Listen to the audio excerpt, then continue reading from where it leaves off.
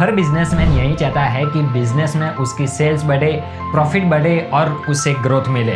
लेकिन इसी चक्कर में कई बार लालच में आकर हम भूल कर बैठते हैं, रॉन्ग डिसीजन ले लेते हैं और उसी कारण हमें बाद में पछताना भी पड़ता है। लेकिन ये सारी सिचुएशन को ऑल इज वेल कैसे बनाना है, ये हमारे पूज्य गुरुदेव को बहुत अच्छी तरह आता है। प्रणाम, जय जयेंद्र। मैं हूँ अशल शाह। गुरु गुण गौरव गाथा सीरीज के 47वें एपिसोड में आपका स्वागत है। तो आज की बात है अनिल भाई की। अनिल भाई की एक बहुत बड़ी प्लास्टिक कंपनी की एजेंसी का काम था। इस कंपनी की टर्म्स एंड कंडीशन ऐसे थे कि अनिल भाई अपने स्टेट मतलब गुजरात के सिवा किसी और स्टेट में अपना माल नहीं बेच सकते और बाकी स्टेट के सभी एजेंसी वालों के लिए ये रूल सेम था। सब कुछ बहुत ही अच्छा चल रहा था, लेकिन एक परिस्थिति ऐसी उत्पन्न हुई कि कंपनी में कुछ स्टॉक्स की शॉर्टेजेस होना शुरू हो गई।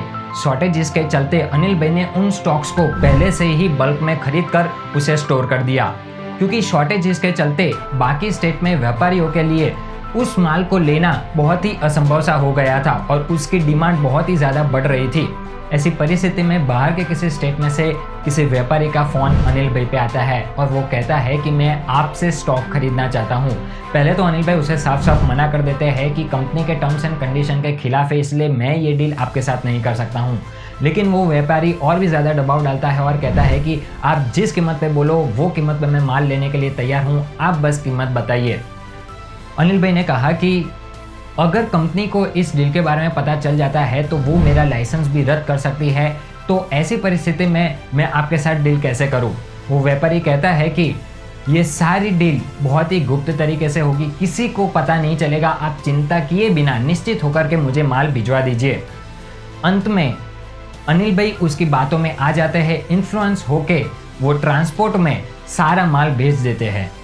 सारा माल उस व्यापारी को उसी के स्टेट में एज पर ऑर्डर ट्रांसपोर्ट के माध्यम से मिल जाता है। लेकिन अब आता है कहानी में ट्विस्ट।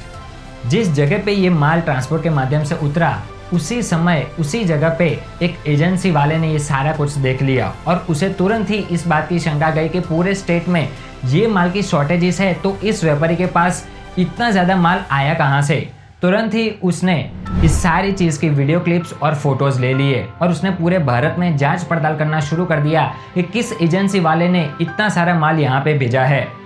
अंत में उसे पता चल गया कि गुजरात में से अनिल भाई ने ये सारा माल इस व्यापारी को यहाँ पे भेजा है।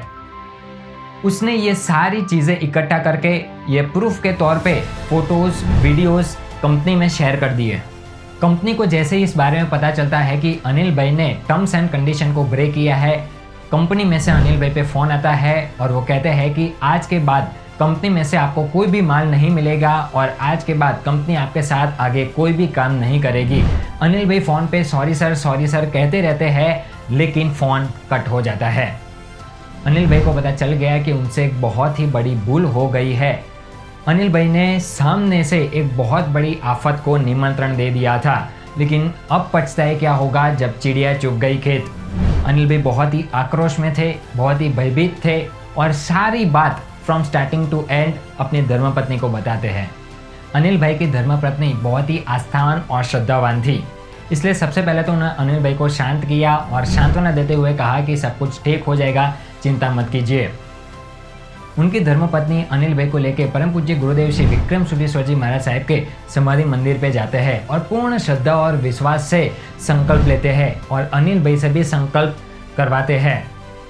अनिल भाई तो बहुत ही ज़्यादा डिप्रेस हो चुके थे। उन्हें लग रहा था कि अब उनका business, source of income, goodwill सब कुछ नष्ट हो गया, सब कुछ खत्म हो गया, अब उन्हें कोई भी नहीं बचा सकता। लेकिन उनकी धर्मपत्नी को पूज्य गुरुदेव के प्रति अटूट श्रद्धा थी और उन्हें पता था कि कोई ना कोई सॉल्यूशन जरूर निकलेगा। एक दिन चला गया, 2 दिन, 3 दिन, आशा की कोई भी किरण नहीं दिखाई दे रही थी, लेकिन 5वें दिन चमत्कार हो गया। कंपनी में से अनिल भाई पे फ़ोन आता है और वो कहते हैं कि अनिल भाई, जो हुआ उसे भूल जाइए, आपकी ये पहली भूल थी, इसलिए हम आपको माफ़ करते हैं, लेकिन ऐसी गलती फिर से दोबारा नहीं होनी चाहिए। अनिल भाई ने उन्हें थैंक्स कहा और अपनी धर्मपत्नी को भी थैंक्स कहा। पूज्य गुरुदेव की कृपा से और गुरुदेव के आशीर्वाद से अनिल भाई का बिजनेस फिर से चल पड़ता है। पूज्य गुरुदेव ने आफत को आशीष में बदल दिया और संकट के बादल को दूर करके आशा का सूरज उगा दिया और अनिल भाई को बचा लिया।